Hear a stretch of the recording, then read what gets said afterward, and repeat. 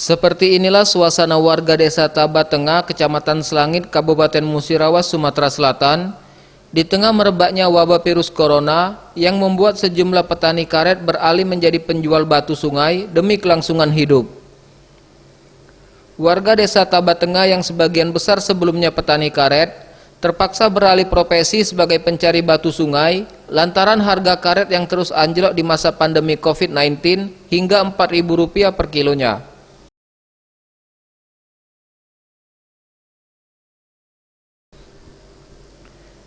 Seperti yang dikatakan salah satu petani karet, Sulaiman, yang mengaku pasca akibat harga komoditi karet terjun bebas, kini ia dan bersama petani karet yang usianya tidak muda lagi harus beralih mencari batu sungai demi untuk mencukupi kebutuhan sehari-hari.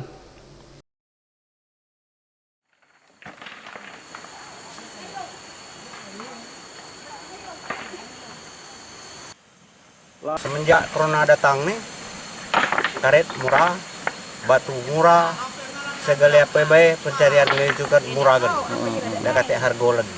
Harga lagi. Ada cukup lah, tapi jadilah kan sementara itu kan lalu kagetnya selesai corona lagi kalau ada peningkatan.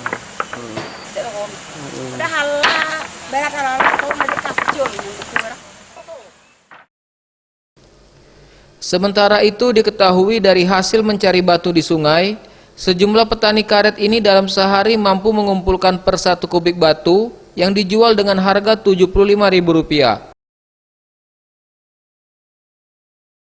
Tim Liputan Sriwijaya TV.